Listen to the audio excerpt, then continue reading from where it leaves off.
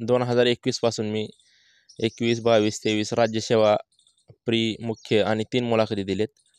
3-4 मार्कात मी final सिलेक्शनमधून बाहेर पडलो. कसं होतं एवढं नापास व्हायचं सारखं, मग कधी कधी असं होतं स्वतःवरला विश्वास देखील कमी व्हायला लागतो.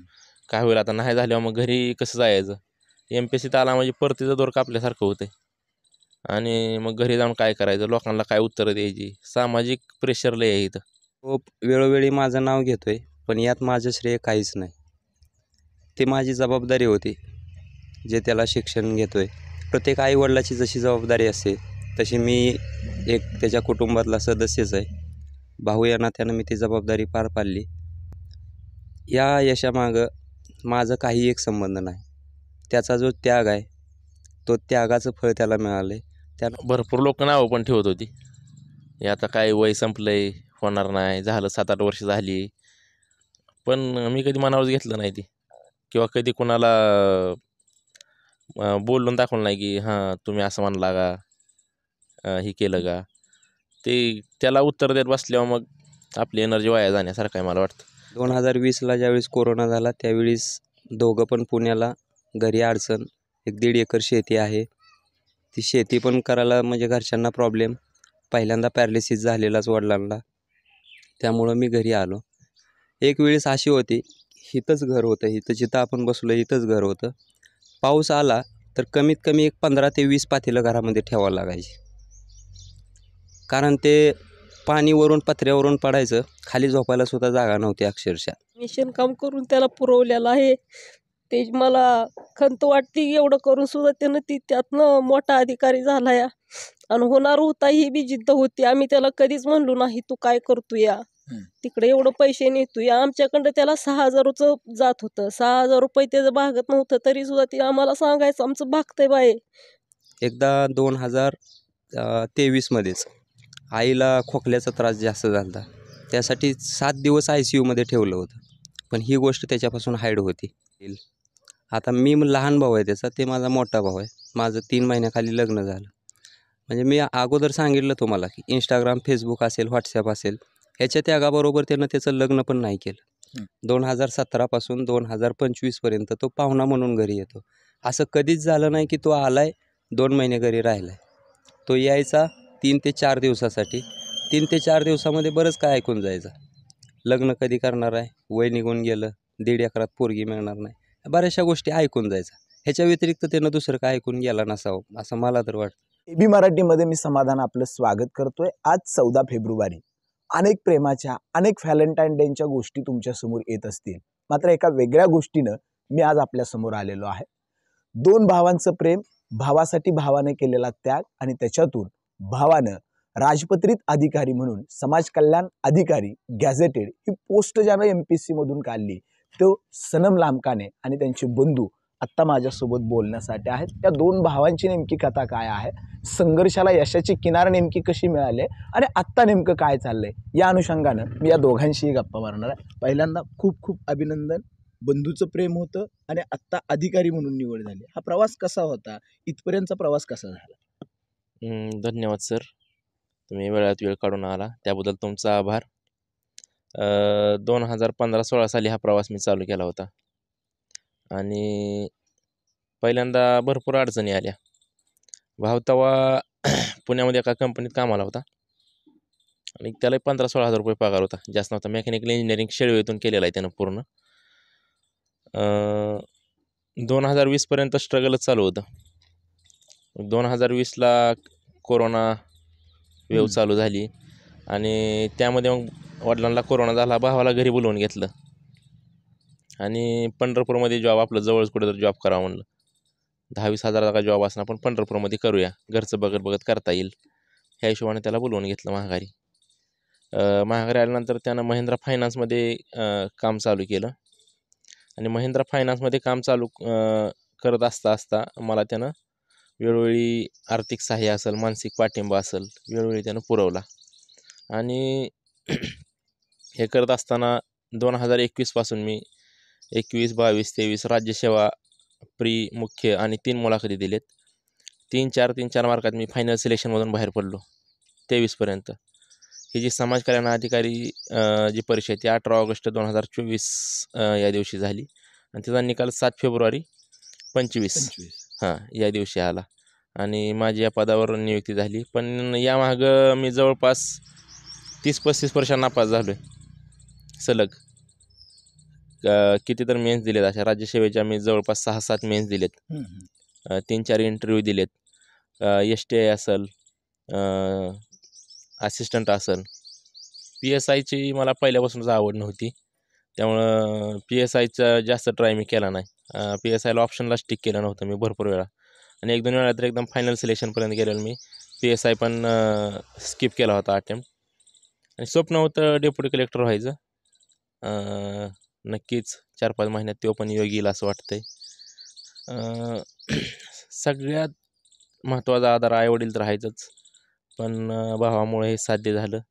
त्याचा कंटिन्युअस मला जे आर्थिक असेल, मानसिक असेल जो पाठिंबा होता त्याच्यामुळे मी इथपर्यंत हे पोचलेलो आहे. आत्ता सांगितलं बोलताना की सक्सेस स्टोऱ्या लोकांच्या समोर खूप असतात. समाज कल्याण अधिकारी झाला हे लोकांच्या समोर आहे. मात्र 35 परीक्षा जवळपास दिल्या होत्या, त्याच्यामध्ये यश आलं नव्हतं. 8-9 वर्षाचा हा संघर्षाचा प्रवास होता. याच्यामध्ये कधी फ्रस्ट्रेशन आलं, कधी डिप्रेशन आलं, कधी परिस्थिती पाठीमागं नाही म्हणून कधी नाउमेद झाला आणि त्याच्यातून बाहेर कसं आला परत? भरपूर वेळा वाईट वाटायचं. 2-3-4 मार्कात जायचं, वाटायचं काय करायचं आहे असं कुठपर्यंत चालायचं.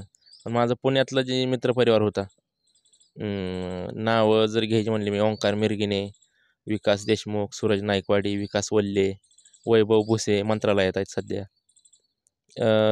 मनोज भालेराव, ह्या मित्रपरिवाराने मला वेळोवेळी साथ दिली आणि सगळ्यांच्या पाठिंब्यामुळे मग पुन्हा अजून 1-2 दिवस निवांत बसायचं, पुन्हा अजून नियोजन करायचं. परीक्षा आता पुन्हा 2-4 महिन्यावर परीक्षा आली, तिचं कसं करायचं, हे सामूहिक नियोजन करायचं. दीनानाथ देशमुख असतील, आमचं SC/ST असिस्टंट कमिशनर आहेत.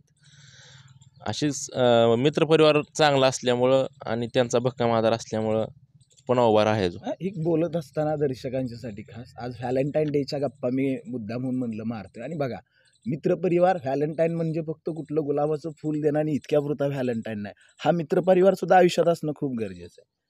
मित्र पाहिजेतच, कारण वाईट वेळेत साथ द्यायला आणि आधार द्यायला तीच माणसं कारणीभूत आहेत. कसं होतं, एवढं नापास व्हायचं सारखं, मग कधी कधी असं होतं स्वतःवरला विश्वास देखील कमी व्हायला लागतो. काय होईल आता नाही झाल्यावर मग घरी कसं जायचं. MPSCत आला म्हणजे परतीचं दोर कापल्यासारखं होतं आणि मग घरी जाऊन काय करायचं, लोकांना काय उत्तरं द्यायची. सामाजिक प्रेशर लय आहे इथं वैयक्तिक ह्याच्यापेक्षा. त्यामुळे मला वाटतं त्या सामाजिक प्रेशर जर हँडल करायचं असेल तर प्लॅन बी तर पाहिजेलच. नाही झालं तर नाही झालं, बघू आपण काहीतरी करूया दुसरं. आणि दुसरी गोष्ट मग अशी प्रोत्साहन देणारी माणसं सोबत पाहिजेत. कधी गावाकडं आता एक मी अनेक पोरांच्या अनेक लोकांच्या स्टोरी करतो. गावाकडून एक 5-6 वर्ष झाल्यानंतर सातत्यानं घरी आई वडील असतील, आपलं कुटुंब असेल, काय करते, MPSC करते आणि काय होणार आहे का पुढं, कशाला ह्या फंदात, अशा काय गोष्टीचं डिप्रेशन चालू होतं. आता तुम्ही जे म्हणला सामाजिक प्रेशर होतं, ते आलं का कधी त्या घरून कधी तशा पद्धतीचं आजूबाजूनं ऐकायला मिळालं आणि त्या परिस्थितीतून पुढं कसं घ्या? नाही, भरपूर लोक नावं पण ठेवत होती, हे आता काय वय संपलंय, होणार नाही, झालं 7-8 वर्ष झाली. पण मी कधी मनावर घेतलं नाही ती, किंवा कधी कोणाला बोलून दाखवलं नाही की हां तुम्ही असं म्हणला का, हे केलं का. ते त्याला उत्तर देत बसल्यावर मग आपली एनर्जी वाया जाण्यासारखं आहे मला वाटतं. त्यामुळे ती बोलणाऱ्याचं काम आहे, बोलणारी लोकं मला भरपूर होती, पण मी कधी मनावर घेतलं नाही, आपल्या ह्याच्यावर कॉन्सन्ट्रेट केलं. ही लहानपणापासूनचं शिक्षण कसं झालं, कुठं झालं, त्याचा फायदा किंवा तो बेस या परीक्षांसाठी उपयोगी पडतोय का, कसा पडतोय, पडत असेल? 100% जे आपण लहानपणापासून शिक्षण घेतो त्याचा नक्कीच परिणाम होतो हे स्पर्धा परीक्षांवर. माझं 1ली ते 4थीपर्यंत शिक्षण जिल्हा परिषद प्राथमिक शाळा लांबकानी वस्ती घराशेजारीच झालं आहे. 5वी ते 10वीपर्यंतचं शिक्षण वसंतराव काळे प्रशाला वाडी कुरोली. 11वी-12वी मी सायन्सने केली, कर्मवीर भाऊराव पाटील महाविद्यालय पंढरपूर. ग्रॅज्युएशन मी BA इंग्लिशमध्ये केलं आणि BA इंग्लिशमध्ये ग्रॅज्युएशन करून नंतर मी पुण्याला जाण्याचा निर्णय घेतला. पोस्ट ग्रॅज्युएशन मी सावित्रीबाई फुले पुणे विद्यापीठमध्ये केलं आणि आता नुकतीच मी सेट परीक्षा पण पास झालो पॉलिटिकल सायन्स या विषयात. आणि नंतर मग मी आपली स्पर्धा परीक्षा साईड बाय साईड चालूच 5वी होते. ते 10वी पर्यंतचा जो माध्यमिक शिक्षणाचा टप्पा असतो किंवा 11वा इथला बेस जो आहे, इथं जो शिक्षण घेतलंय त्याचा आणि स्पर्धा परीक्षेला तुम्ही तयारी करत असताना तो कसा समन्वय साधला जातोय आणि त्या पोरांसाठी काय सांगाल 5वी ते 10वीच्या आपल्या परिसरात? 5वी ते 10वीचं जे बरेच विषय आहेत समजा इतिहास आहे, भूगोल आहे, विज्ञान आहे किंवा राज्यशास्त्र आहे. ह्याचे विषय MPSCला आहेत. नवीन काय नाही, फक्त ॲडव्हान्स आहे जरा थोडं म्हणजे भरपूर ॲडव्हान्स आहे. पण ही बेस ज्याचा पक्का आहे म्हणजे नाही का पाया पक्का ज्याचा आहे त्याला पुढच्या गोष्टी सोप्या जातात. सोप्या जातात. त्यामुळे स्पर्धा परीक्षा करायच्या आहेत तर असं काही नाही की त्याला 5वीपासूनच MPSCची पुस्तक वाचली पाहिजे, फोकस केलं पाहिजे. जे काय करतोय, जे काय 5वीचं आहे ती चांगल्या पद्धतीने केलं पाहिजे. 6वीला गेला 6वीचं जे काय आहे ती चांगल्या पद्धतीने केलं पाहिजे असं मला वाटतं. वेगळं काय करायची गरज नाही. जे आपल्याला शाळेत शिकवलं जातं तेच व्यवस्थित ध्यान देऊन त्याच गोष्टी संकल्पना समजून घेऊन व्यवस्थित केल्या पाहिजेत. तो स्पर्धा परीक्षेचा जो अभ्यास होता तो अभ्यास करत असताना आत्ता बंधूंनी त्या ठिकाणी बोलत असताना सांगितलं भावाचा संघर्ष खूप मोठा आहे आणि आज व्हॅलेंटाईन डे. प्रेम फक्त कुठल्या 2 जीवांमध्ये होतं किंवा पुरुष आणि स्त्री एवढंच मर्यादित नसतं, तर भावाभावाचं प्रेमसुद्धा खूप मोठं असतं आणि त्यांनी संघर्षाची कहाणी सांगितली. अनेक वेळा त्यांच्या बोलण्यातून येतं की माझ्यापेक्षा माझ्या भावाचं जे कष्ट आहे ते खूप मोठं आहे. ह्या संघर्षाच्या काळात एक भाऊ म्हणून त्याच्या पाठीमागं उभा राहताना काय भावना होती? प्रथमतः AB मराठीचे मी अभिनंदन करतो की त्यांनी एक छोट्याशा कुटुंबातील मोठा अधिकारी म्हणून निवड झाल्याबद्दल तुम्ही घरी येऊन जे मुलाखत घेत आहे भारी वाटतं आहे. तो वेळोवेळी माझं नाव घेतो आहे पण यात माझं श्रेय काहीच नाही. ते माझी जबाबदारी होती जे त्याला शिक्षण घेतो आहे. प्रत्येक आईवडिलाची जशी जबाबदारी असते तशी मी एक त्याच्या कुटुंबातला सदस्यच आहे. भाऊ या नात्यानं मी ती जबाबदारी पार पाडली. या यशामागं माझं काही एक संबंध नाही. त्याचा जो त्याग आहे तो त्यागाचं फळ त्याला मिळालं आहे. त्यानं त्याग कशाचा केला आता बघतोय आपण. 10-12 वर्ष झालं की मुलाच्या हातात मोबाईल असतो आहे. त्याच्याकडे जो मोबाईल आहे तो 2015पासून मोबाईल वापरतो आहे. 2025 आहे तोच मोबाईल वापरतो आहे. म्हणजे 10 वर्षात एक मोबाईल आहे त्याच्याकडे. त्यानं नवीन मोबाईल नाही. मोबाईलवरती इंस्टाग्राम नाही, फेसबुक नाही, व्हॉट्सॲप नाही. तो वापरतो टेलिग्राम. म्हणजे त्याला वेळ होतं फक्त अभ्यासाचं. त्यानं त्याची चिकाटी, जिद्द ह्याच्या परिश्रमावर त्यानं त्याचं यश संपादन केलं आहे. घरच्यांचा सपोर्ट होताच, माझा सपोर्ट होताच. पण फक्त पैसे पुरवणे म्हणजे काय यश मिळत नाही. पैसे तर पुरवलेतच, पैशाशिवाय कुठली गोष्ट होत नाही. कारण पिराची-कुरोली ग्रामीण भागातून पुण्याच्या सिटीमध्ये राहणं म्हणजे 10, 15, 20 हजार रुपये खर्च होतेच. पण ते खर्च करून पण यश मिळेल न मिळेल ह्याची काही शाश्वती नसते आणि त्याचा काही विचार पण केला नाही कधी. त्यानं अगोदर रिझल्ट सांगायचा मला फेल झालो आहे, असं झालं आहे, तसं झालं आहे. पण ते काही गोष्टी आम्ही आईवडिलांपासून पण हाईट ठेवल्या कारण ते अशिक्षित आहेत. दोघंही अंगठे बहादूर आहेत. पण त्यांना वाईट वाटायचं, ह्यालाही वाईट वाटायचं, पण वेळोवेळी सपोर्ट करत गेलो. माझं BE मेकॅनिकल झालं. मी 2017 साली पुण्यातच होतो. पण 2020पर्यंत मी 3 वर्ष जॉब केला पुण्यामध्ये. 2020ला ज्यावेळेस कोरोना झाला त्यावेळेस दोघं पण पुण्याला. घरी अडचण, 1-1.5 एकर शेती आहे. ती शेती पण करायला म्हणजे घरच्यांना प्रॉब्लेम. पहिल्यांदा पॅरालिसिस झालेलाच वडिलांना. त्यामुळं मी घरी आलो. एक साधारण 6-7 महिने गेले असतील. 6-7 महिन्यानंतर मी पंढरपूरमध्ये जॉब सर्च करायला सुरुवात केली. पण BE मेकॅनिकल झाल्यामुळं पंढरपूरमध्ये काही जॉबला म्हणजे हेच नव्हती, संधीच नव्हती. मग मी महिंद्रा फायनान्समध्ये बऱ्याचशा ठिकाणी मी असं माझा रिझ्यूम देऊन आलो. पण रिझ्यूम दिल्यानंतर मी रिझ्यूम कुठं दिला. सेल्समन म्हणून मी शोरूमला, ट्रॅक्टर शोरूम असेल, 4 व्हीलर शोरूम असेल, तिथं रिझ्यूम देऊन आलो. फायनान्स कंपनीमध्ये रिझ्यूम देऊन आलो.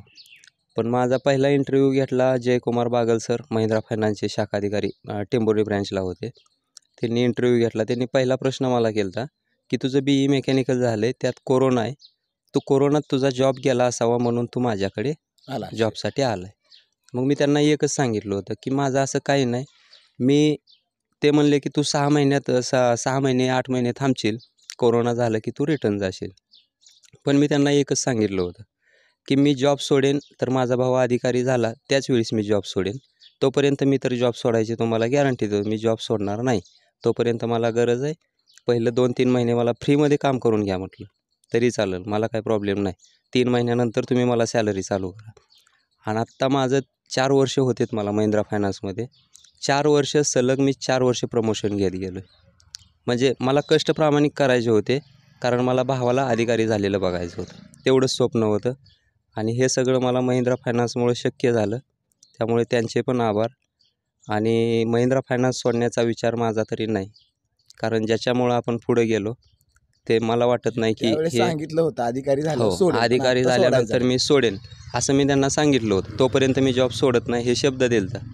पण आता जरी स्वप्न पूर्ण झालं असेल तरी मी ते सोडू शकत नाही, कारण तिथून मला खरं म्हणजे जे काय घर असेल, जे काय स्वप्न असेल की आपलं स्वतःचं घर असं असावं, तसं असावं. एक वेळेस अशी होती, इथंच घर होतं, इथं जिथं आपण बसलो इथंच घर होतं. पाऊस आला तर कमीत कमी एक 15 ते 20 पातेलं घरामध्ये ठेवावं लागायची, कारण ते पाणी वरून पत्र्यावरून पडायचं. खाली झोपायला सुद्धा जागा नव्हती अक्षरशः. म्हणजे एवढे कठीण पत्र्याची परिश्रम चाळण होतो. झालेली, हो. त्यातनं पाणी भांड्यात साठवायचं. आणि वरून पाणी असं शेतातून खाली यायचं पूर्ण घरामध्ये. एक एक दिवस आम्ही असं कॉटवर बसून जेवण केलं. खाली बसायला सुद्धा जागा नव्हती. म्हणजे इथून परिस्थिती हे झाली, पण घराकडं काय चाललं आहे हे त्याला आम्ही कळू दिलं नाही. एकदा 2023मध्येच आईला खोकल्याचा त्रास जास्त झाला होता.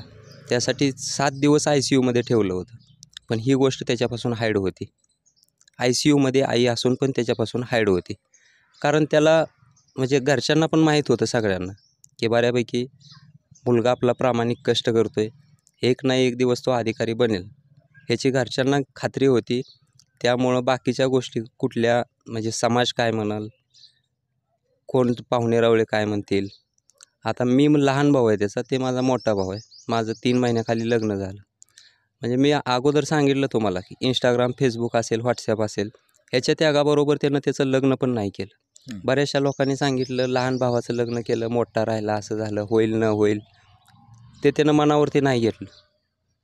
त्यानं मला वेळोवेळी सहकार्य केलं आणि त्याच्या स्वप्नामध्ये त्याचं जे स्वप्न होतं ते त्याला मिळालं आणि तो जे करतो आहे त्याच ह्याच्यावरती त्याची निवड झाली, म्हणजे समाज कल्याण. त्यानं आता बऱ्याचशा मित्रांनी पण इथं आल्यानंतर स्पीच दिलेलं की आता बरेचसे मोठे क्लास 1 अधिकारी असतील, क्लास 2 अधिकारी असतील, त्यांनी प्रत्येक वेळेस म्हणायचे की सनम सरांचं मार्गदर्शन आहे आम्हाला. म्हणजे अभिमान वाटतो आम्हाला की आपला भाऊ इतर लोकांना पण, आता त्याचे रूममेट असतील, माझ्या पण बऱ्यापैकी ओळखीचे आहेत, वेळोवेळी सपोर्ट करतो. ते अधिकारी आहेत, याला काही कोणतीही पोस्ट नसताना तरी पण ते ह्याचे सहकार्य घेत होते, हे करत होता. आणि समाज कल्याण अगोदरपासून होतं, ते आता फक्त लिगली त्याला पोस्ट मिळाली. खरं तो तर करत होता अगोदरपासून. ही सगळ्यात महत्त्वाची गोष्ट मला लोकांना सांगायची आहे की आज आपण गावखेड्यामध्ये असेल किंवा कुटुंबातला संवाद संपत चाललाय. भावाभावामध्ये आपण बघतोय की बांधाच्या एका सरीवरून एका अर्ध्या फुटासाठी त्या ठिकाणी डोके फुटेपर्यंतची भांडणं आज सुरू आहेत. होत आहे. मात्र हे भावाभावाचं असणारं, तुमच्या दोघांचं असणारं बॉन्डिंग, धाकटा असून सुद्धा थोरल्यांच्या स्वप्नामध्ये धाकट्यानं त्याचं स्वप्न पाहिलं, ही जरी तुम्ही म्हणत असला ही मीच काहीच केलं नाही, पण ही समजूतदारपणा, ही समज यायला सुद्धा खूप मोठं मन लागतं. आणि सांगितलं भाव अधिकारी व्हायचा, भाव अधिकारी झाला. आणि मी आत्ता घरात बसल्यानंतर एक फोटो बघितला, साहेब आणि त्याच्यामध्ये गुलालात भरलेला सनम, तो भाव दिसतोय. ती फोटो काय सांगतो? तो फोटो म्हणजे ते फोटो मीच काढलेला. आणि बरेचसे आता तुम्ही आलात, असे आम्हाला झोपायला कमीत कमी 12-12:30 वाजतात 7 तारखेपासून. ते आला 9 तारखेला इथं, त्याचं स्वागत वगैरे मिरवणूक हे केली. पण त्यानं प्रत्येक वेळेस त्याच्या व्हॉट्सॲपला एक महिन्यातून 3 ते 4 दिवस त्याचं व्हॉट्सॲप ॲक्टिव्ह असते. त्याच्या व्हॉट्सॲपला माझा फोटो असतो कायम. आणि आत्ता ज्यावेळी सिलेक्शन झालं 1 महिन्यापासून त्याच्या व्हॉट्सॲपला DP नव्हता, कारण ते सोशल मीडिया ॲक्टिव्ह नाहीच आहे. ते मी अगोदर पण सांगितलं, बऱ्याच गोष्टीचा त्यानं त्याग केला. पण ते मोठा आहे, मी लहान आहे. प्रत्येक वेळेस त्यानं मला म्हणजे जे काय वाईट गोष्टी होत आहेत, माझ्याकडून काय चुकीचं झालं किंवा काय जरी झालं तरी एकदम अगदी बापासारखं, वडील जसे मुलाला वळण लावतात त्याप्रमाणे त्यानं काम केलं माझ्यासाठी. त्यामुळंच मी पण म्हणजे लाईनवर कोणतरी असावं असं. आमच्या दोघात म्हणजे भांडण कधी होत नाहीत, अगोदर भरपूर व्हायचे. लहान बालपणात ज्या गोष्टी आहेत त्या बरंचसं दोघांच्याही खांद्याला आमच्या निशाणे, त्यानं मला मारलेलं, मी त्याला मारलेलं. पण ह्याच्यानंतर ज्यावेळेस कळायला लागलं की घरची परिस्थिती बाकीच्या गोष्टी सगळ्या मॅटर करायला लागल्या, त्यावेळेस कळायला लागलं की एकजूट आणि आपण काय करायला पाहिजे. त्या हिशोबानं मग मी पुण्यातला जॉब सोडला, घरी आलो. त्याला शिक्षण कंटिन्यू ठेवायला सांगितलं. कधीही विचारपूस केली नाही काय करतो आहे, कशासाठी करतो आहे, किती दिवस करतो आहे. बाहेरचे लोक ते पाहुणा म्हणून घरी येतो. ह्याच्या अगोदर 2017पासून 2025पर्यंत तो पाहुणा म्हणून घरी येतो. असं कधीच झालं नाही की तो आला आहे 2 महिने घरी राहिला आहे. तो यायचा 3 ते 4 दिवसासाठी. 3 ते 4 दिवसामध्ये बरंच काय ऐकून जायचं. लग्न कधी करणार आहे, वय निघून गेलं, 1.5 एकरात पोरगी मिळणार नाही, बऱ्याचशा गोष्टी ऐकून जायचा. ह्याच्या व्यतिरिक्त त्यानं दुसरं काय ऐकून गेला नसावं असं मला तर वाटतं. पण त्यानं कधी ते मनावर नाही घेतलं. त्याची जी जिद्द आहे, चिकाटी आहे, तो करत राहिला. आणि हे सगळं श्रेय त्याचं आहे, त्याच्या त्यागाचं आहे. बाकीच्यांचं आता तो नाव घेतो आहे माझं, पण ती एक माझी जबाबदारी होती. त्याच्यात माझं काही एक वाटा नव्हता. कष्ट प्रामाणिक होते, त्यामुळं मला पण काय वाटत नव्हतं, घरच्यांनाही काय वाटत नव्हतं. त्यामुळे खरं सगळं तर श्रेय त्याचं. कहाणी संघर्षाची आहे आणि हा संघर्ष सुरुवात असताना सुरुवातीला सांगितलं हा संघर्ष आपण मांडतोय, पण तर पाठीमागं बसलेल्या आईच्या डोळ्यामध्ये त्या ठिकाणी आज आनंदाचे अश्रू आहेत. हा सगळा त्याग बघितल्यानंतर आई वडील आल्यानंतर आणि आईचं वडिलांचा संघर्ष बघितल्यानंतर काय सांगसाल, जी येणारी पिढी आहे, जी नवीन पोरं आता या क्षेत्राकडे येत आहेत आपल्या गावाखेड्यात, त्यांच्यासाठी काय संदेश असेल? स्वतःशी प्रामाणिकपणे राहून कुठलीही गोष्ट करा, यश मिळतंय. आणि कसं आहे, थोडं प्रॉब्लेम येणारच आहेत, त्यातनं मार्ग काढावा लागणार आहे. पण आईबापाच्या कष्टाची जाणीव आपल्या कशासाठी करायचं आहे आणि कोणासाठी करायचं आहे, का फक्त पैसा मिळतो म्हणूनच करायचं आहे. पैसा मिळणारी भरपूर क्षेत्र आहे. ते फक्त सरकारी नोकरी लागली म्हणजे पैसा मिळतोय असं नाही. भरपूर क्षेत्र असे आहेत की तुमचं जीवन व्यवस्थित चालतंय. आता महिंद्रा फायनान्स म्हणलं तुम्हाला, एक वेळ खायची आपदा होती, त्या महिंद्रा फायनान्समुळे जीवन सुरळीत चाललं. तर भलं प्रायव्हेट का असं ना मग ते. आणि मग असं पैसा मिळवून देणारे भरपूर क्षेत्र आहे, पण कशासाठी इकडे यायचं आपल्याला, का करायचं आहे. आणि प्रामाणिकपणाने जर कष्ट केलं तर मला वाटतंय सगळ्या गोष्टी साध्य होत्या. अभ्यास कसा आहे नेमका? आता ही पोस्ट निघेपर्यंत सांगितलं 35 परीक्षा दिला होत्या. काय नेमकं अभ्यासाचं सूत्र काय होतं नेमकं? अकॅडमीत जाऊन भल्या मोठ्या अभ्यासिकेतच त्या ठिकाणी त्या पुस्तकांच्या ढिगाऱ्यात राहून अभ्यास केला पाहिजे पोरांनी, का स्वतःचं काय अभ्यासाचं वेगळं टेक्निक डेव्हलप केलं पाहिजे? तुम्ही काय केलं होतं? आता कसं आहे, प्रत्येकाच्या अभ्यासाच्या पद्धती वेगळ्या आहेत आणि अभ्यासाचा टाईम वेगळा आहे, पद्धती वेगळ्या आहेत. आणि लायब्ररीत जाऊनच अभ्यास करावं. मी लावलेली लायब्ररी, मी सरस्वती अभ्यासिका म्हणून पुण्यातील सरस्वती अभ्यासिकेत होतो. अभ्यासिकेत कसं आहे, थोडंसं डिस्टर्बन्स कमी असतो आणि दिवसभर आपण तिथं चेअर असेल, टेबल असेल, कम्फर्टेबली बसू शकतो. भरपूर असं माझं मित्र आहे घरी राहून अभ्यास केला आहे, पास झाले आहेत. भरपूर असं मित्र आहे गावाकडे राहून पास झाले आहेत. काही जण पुण्याला गेले आहेत, काही जण मुंबईला आहेत. माझा असा सल्ला नसेल की पुण्यालाच गेलं पाहिजे किंवा गावाकडेच राहिलं पाहिजे. जे त्या परिस्थितीनुसार ज्याला जमतं त्यांनी तिथं जाऊन करावा, ज्याला नाही जमत त्यांनी इथं करावा, पण प्रामाणिकपणे करावा. कुठं का जाईना, पुण्याला गेला तरी कसं आता थोडं झगमगाट दुनिया आहे. पहिल्यांदाच आपण घरातनं बाहेर पडलेलो असतो, भरपूर गोष्टी आकर्षण आहे आणि त्या डिस्ट्रॅक्शनमधनं अभ्यास करायचा, ही मोठं आव्हान आहे पुण्यात. आणि गावाकडे राहून मोठं आव्हान काय आहे तर मग घरची कामं आहेत, दिवसभर आईवडील कामं करतात आणि आपण अभ्यास करायचा, ही गोष्ट पटत नाही मनाला. ह्या दोन्हीतनं ताळमेळ घातला पाहिजे, मग प्रामाणिकपणे केलं पाहिजे. मला वाटतं शक्य आहे सगळं. काय बदललंय? सनम लांबकाने जो 7-8 वर्षापूर्वी अभ्यास करायचा तो आणि आत्ता समाज कल्याण अधिकारी म्हणून अंगावरती गुलाल घेऊन गाडीत मिरवणूक नेणार सनम लांबकाने, काय बदललंय? काय बदल झालाय? त्या सनमला काय वाटतंय पाहिला आणि आत्ताच? नाही, माझ्यात काहीच नाही बदल झाला, लोकांच्या व्ह्यूमध्ये बदल झाला आहे. लोकांचा बघण्याचा दृष्टिकोन बदललेला आहे. हां, आता चांगलं चाललं ह्यांचं, सरकारी अधिकारी झाला, ह्यानं ठरवलेलं आता काय सगळं सुरळीला होणार, ही होणार, ती होणार. पण मला वाटत नाही, मला हाय असंच आहे. हा थोडा आनंद आहे असा आतनं की जे पाहिलं ते स्वप्न पूर्ण झालेलं आहे. हा बदल तर काय जाणवत नाही, लोकांचा व्ह्यू बदलला आहे. नेमकं आपण बघतो गावखेड्यात आपण राहतोय, नेमकं पाठबळ कुणाचं होतं, सगळ्यात चांगलं सहकार्य कुणाचं झालं, गावाकडून पुशअप करणारे लोक कोण होती? आत्ता मी नाव घेतलं भाऊ, आईवडील हे घरच्या लोकांनी तर साथ दिली. माझं चुलते असतील, चुलत भाव असतील, धनाजी लांबकाने, तानाजी यांचासुद्धा विश्वास होता. आणि मला गावातनं पाठिंबा देणारी माझ्या गल्लीतनं पाठिंबा देणारी भरपूर माणसं होती. मग त्या दादा खापाले असतील, नंदकुमार भुई, हमा लांबकाने म्हणून आहेत. त्यांनी माझ्या घरात कसली जरी अडचण आली तरी ही लोकं माझ्यासाठी उभं राहिली. पुन्हा नावच घ्यायचं झालं तर माझा मामा दत्तात्रय अटकळे, मित्र माझा अनिल भुई, ह्या लोकांनी वेळोवेळी माझ्यावर विश्वास दाखवला आणि त्यांचा विश्वास मी आज सार्थ करून दाखवला. ही सगळी गोष्ट आहे एका वेगळ्या नात्याची. व्हॅलेंटाईन फक्त नावापुरता नाही तर ही सगळी लोक मित्रत्वाच्या नात्यानं जवळ होती. माझ्यासोबत आत्ता सनमनं आत्ता उल्लेख केला त्यांच्या आई आणि वडील ही दोघेही आहेत, त्यांच्याशी सुद्धा मी थोडा संवाद साधणार आहे. पोरगा अधिकारी झालाय, काय सांगचाल, कसं वाटतंय? काय ना आनंद वाटतो जेव्हाला हम्म. म्हणतो. अशा खूप अडचणी आल्या हम्म. आणि त्या अडचणीला तोंड दिले. हम्म. रात्रीचा दिवस करून आवडलो. मला पोराच्या सहकारी मित्रांनी मला भरपूर सहकार्य केलेलं आहे. हम्म. रातच्या 12ला जरी मी फोन केला हम्म. तर ती माझ्यापर्यंत आलेली आहे. मोटर वगैरे काय चालू करून त्यांनी दिलेले आहे. आम्ही दोघंजण मिळून त्याचं रातचं अवधी जायची.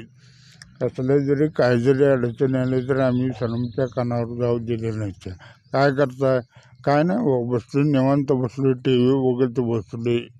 पण त्याला अमकं करतोय किंवा तमकं करतोय ही शब्द आम्ही त्याला सांगितलेला नाही काही सुद्धा. त्याच्या मित्र सनम इथं नसताना त्या पोरांनी खूप मदत केली. खूप म्हणजे अगदी त्यांनी 12ला 1ला रातच्या जरी आपण फोन केला तरी त्यांनी खाली यायचं, चालू करून मोटर काय असेल ती द्यायचं. केवळ आपल्याला दवाखान्याचं जायचं आहे तर त्या मित्रांनी मला दवाखान्यात न्यायचं.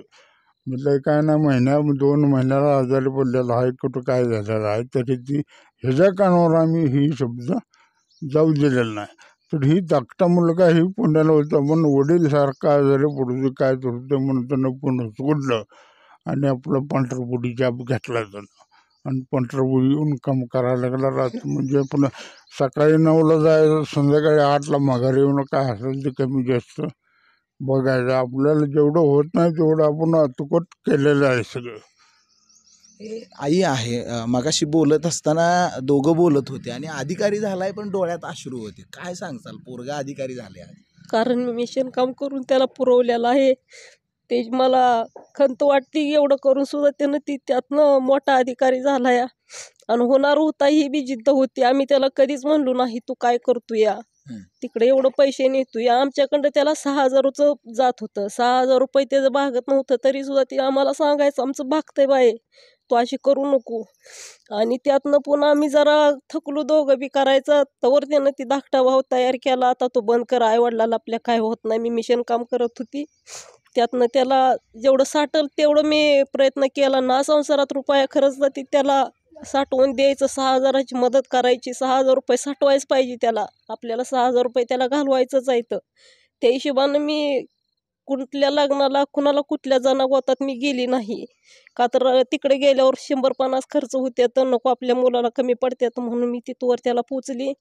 आणि ज्या वेळेस मला होईना त्यावेळेस माझ्या मुलानं धाकटे त्याला भरपूर साथ दिली. तिथनं आम्ही त्याला 1 रुपया दिला बी नाही ना. आम्हाला कष्ट होतंय तेवढंच आम्ही करतोय, आता काहीच करत नाही, निवांत आहे. आणि ते हे सगळं नशिबाला म्हणतात की आज कितीतरी पोरं आपण बघतोय. हां काय आई म्हणून अशी 2 पोरं पोटाला जन्माला आली, आज त्याचं सार्थक झालं आणि पोरगा अधिकारी झाले. काय सांगताल बाकीच्या आयांसाठी? काय त्यांनी सुद्धा आपल्या मुलांसाठी अबदावा. परिस्थिती अशी आहे की पैसा भरपूर आहे पण मुलं शिकत नाही ती.